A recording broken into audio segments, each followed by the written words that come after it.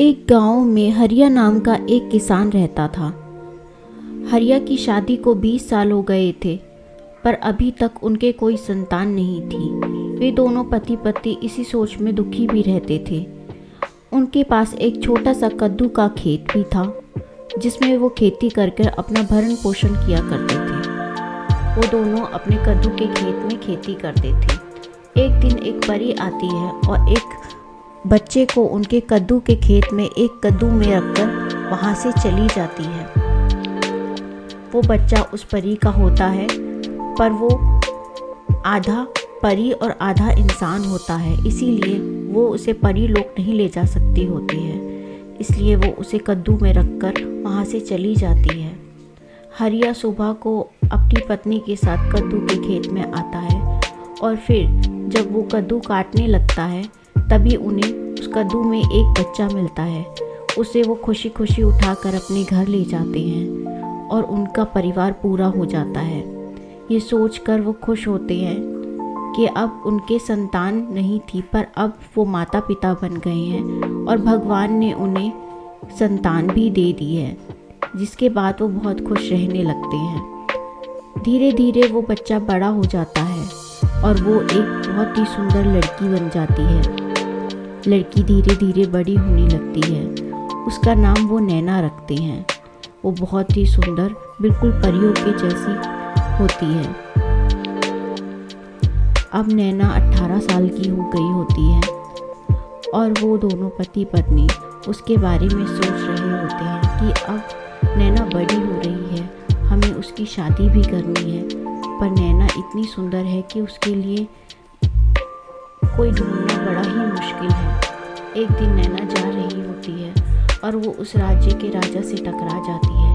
राजा को नैना बहुत पसंद आती है और नैना से वह पूछता है कि तुम कहाँ रहती हो। नैना उसे बताती है वो किसान की बेटी है और राजा तभी उससे शादी करने का मन बना लेता है। वो नैना के साथ उसके घर जाता है। नैना उसे अपने घर ले जाती है और नैना को भी राजा बहुत पसंद आता है। वो नैना अपने घर जाकर नैना अपने माता पिता से राजा को मिलवाती है। राजा उन्हें कहता है कि मैं इस राज्य का राजा हूँ और मुझे तुम्हारी बेटी पसंद है, इसलिए मैं उससे शादी करना चाहता हूँ। माता पिता भी राज़ी हो जाते हैं और नैना की शादी राजा के साथ हो जाती है। और राजा के साथ शादी होने के बाद राजा उसे अपने महल ले जाता है। राजा की पहले से ही एक पत्नी होती है, उसका नाम नागमती होता है। आपने बुलाया महाराज? मुझे नैना के बारे में पता चला, मुझे बहुत खुशी हुई। नैना तुमसे मिलकर बहुत खुशी हुई।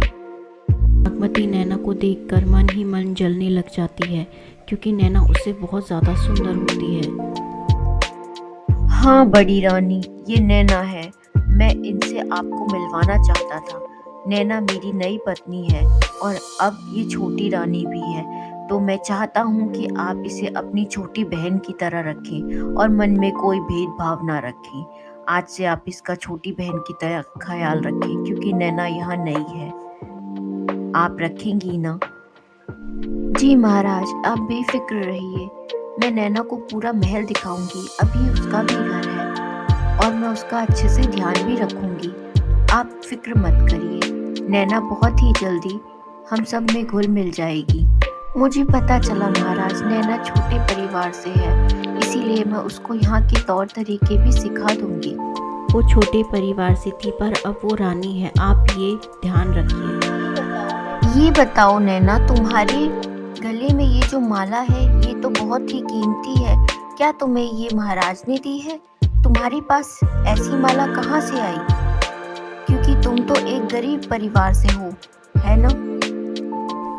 नैना बहुत भोली होती है और वो सब सच बता देती है। नहीं दीदी, ये मुझे महाराज ने नहीं दी है। ये मेरे पास जन्म से ही है। दरअसल इस माला में मेरी जान है। अगर मैं इसे गले से उतार दूं और कोई इसे पहन ले तो मेरी मौत हो जाएगी। पर जब वो अपने गले से इस माला को उतारेगा तो मैं फिर से जिंदा हो जाऊंगी। इसलिए मैं इस माला को हमेशा अपने पास ही रखती हूँ, कभी इसे नहीं उतारती। ये सुनकर नागमती बहुत ही हैरान हो जाती है और वो हैरानी से नैना की तरफ क्या देखती है। क्या कहा तुमने नैना? तुम्हारी जान इस माला में है? ये कैसे हो सकता है? किसी भी इंसान की जान किसी किसी चीज में कैसे हो सकती है? ये क्या राज है?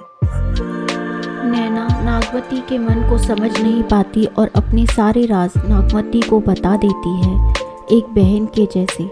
हाँ दीदी, क्योंकि मैं पैदा नहीं हुई थी। मेरे माता पिता मेरे सगे माता पिता नहीं हैं। मैं उन्हें अपने खेत में एक कद्दू में मिली थी। जहाँ तक उन्होंने मुझे बताया है, तो उन्होंने मुझे बताया कि एक परी की बेटी हूँ, और वो परी उन्हें आकर बता कर गई थी कि उसने मुझे कद्दू में रखा है, और वो वहाँ से मुझे ले आए थे, और उन्होंने ही मुझे पाल पोस कर बड़ा किया है। इसलिए मेरी जान इस माला में है। ये बात भी मेरे माता पिता ने ही मुझे बताई। क्या बात बताई है तुमने नैना? मुझे तो अपने कानों पर यकीन ही नहीं हो रहा है कि तुम एक परी की बेटी हो, और इसीलिए तुम इतनी सुंदर हो। खैर, तुमने अच्छा किया मुझे बता दिया। मुझे अब पता चल गया है तो मैं तुम्हारा खास ख्याल रखूं। और फिर नागमती मन ही मन खुश होती है कि नैना कितनी बेवकूफ़ है। उसने अपनी ज़िंदगी का राज जो उसे किसी को नहीं बताना था, वो नागमती को बता दिया। अब नागमती सोच रही थी कि अब वो नैना को नहीं छोड़ेगी, क्योंकि उसके आने के बाद राजा का उसकी तरफ ध्यान कम हो गया था, और वैसे भी राजा नागमती को ज़्यादा पसंद नहीं करता था, नागमती के स्वभाव की वजह से। और नैना के आने के बाद नागमती उससे और ज़्यादा जलने भी लग गई थी। इसीलिए नागमती वहाँ से खुशी खुशी चली जाती है, क्योंकि उसे लगता है कि वो नैना को बड़े आराम से अपने रास्ते से हटा देगी, और नैना उसको समझ नहीं पाती। फिर नैना के पास राजा आता है, और राजा के आने के बाद नैना भी सोने के लिए जाना चाहती थी, इसलिए वो अपने गले में से अपनी माला उतार देती है, और फिर रात में माला उतार कर रख देती है, और फिर सोने के लिए चली जाती है। राजा रानी दोनों चले जाते हैं, और फिर उनके वहाँ से जाने के बाद उनके कमरे में चोरी छुपे नागमती आती है, और नागमती चुपके से आकर नैना की माला को चुरा लेती है, और नैना की माला को चुरा कर वहाँ से ले जाती है।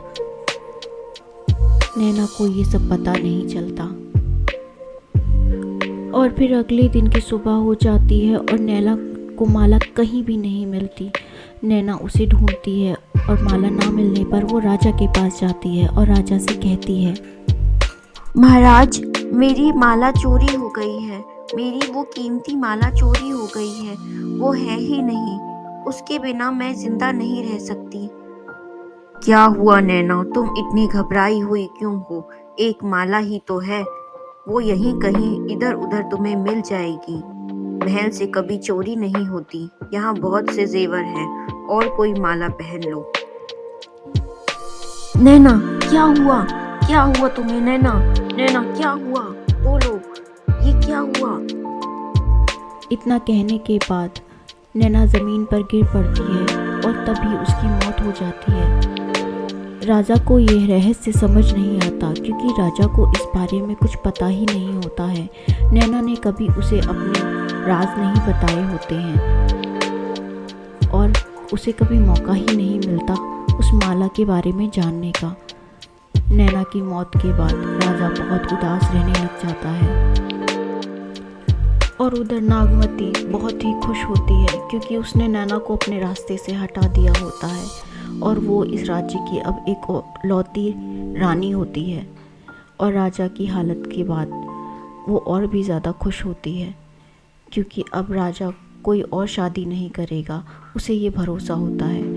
नागमती रात में माला को उतार कर रख देती है, और सुबह होने पर उसे वापस पहन लेती है। इस तरीके से दिन बीतते जाते हैं, और इधर नैना रात को माला उतार देने के बाद नैना जिंदा हो जाती है, और सुबह जब नागमती माला को पहनती है तो नैना फिर से मर जाती है। ऐसे ही दिन बीतते जाते हैं, और पूरा 1 साल बीत जाता है। उधर राजा बहुत ही उदास रहता है और एक दिन नागमती राजा के पास आकर कहती है, महाराज, आप कहीं घूमने क्यों नहीं जाते? कल मैंने आपके घूमने का इंतज़ाम कर दिया है। आप जंगल में शिकार के लिए जाइए, आपका मन भी ठीक हो जाएगा। पूरे 1 साल से आप महल से बाहर नहीं निकले हैं, इसीलिए आप कल घूमने जाइए। राजा नागमती की बात मान लेता है और फिर पूरे 1 साल के बाद राजा महल से बाहर निकलता है, शिकार के लिए जंगल में जाता है। और वो जंगल में जाते जाते ये सोच रहा होता है कि नैना ने उससे ऐसा क्यों कहा था कि उसकी मौत के बाद उसे जंगल में किसी घर में रखवा दिया जाए, कोई मकान बनाकर उसमें रखवा दिया जाए। ये सोचते सोचते राजा उसी मकान पर पहुंच जाता है, उसी घर पर पहुंच जाता है जहां नैना का शव रखवाया गया था। और फिर वहां जाकर वो बहुत दुखी होता है, पर फिर उसे नैना दिखती है और नैना को देखकर वो बहुत खुश हो जाता है और उसे अपनी आंखों पर यकीन ही नहीं होता कि नैना जिंदा है। और फिर वो नैना के पास जाता है और नैना को जिंदा देखकर उसकी खुशी का कोई ठिकाना नहीं होता। वो नैना से पूछता है कि आखिर क्या राज है। नैना उसे सब कुछ सच बता देती है और नागमती की चाल के बारे में भी बताती है। नैना उसे बताती है कि उसकी वो माला, उसमें उसकी जान है और नागमती ने उसे चुरा लिया है, क्योंकि सिर्फ नागमती को ही उसने अपना ये राज बताया था और इसलिए उसके पास समय ही नहीं बचा कि वो राजा को कुछ बता पाती और नागमती की चाल को समझ पाती। राजा उसकी सारी बात को समझ जाता है और नागमती के धोखे को भी राजा गुस्से में आता है। पर नैना को मिलने के बाद राजा को ये भरोसा हो जाता है कि अब नैना को उससे कोई अलग नहीं कर सकता। वो नैना को भरोसा दिलाता है कि वो नागमती को सज़ा देगा और फिर वो नैना को लेकर अपने महल की तरफ चल पड़ता है। महल पहुंचकर राजा नागमती को बुलाता है और उसे सज़ा देने की बात कहता है और उससे कहता है कि वो नैना की माला को लौटा दे, क्योंकि अब वैसे भी उसे फांसी की सज़ा होने वाली है। नागमती माला लौटा देती है और राजा माला को नैना को पहना देता है और फिर नागमती को फांसी ना देकर वो उसे सदा के लिए जेल में डाल देता है।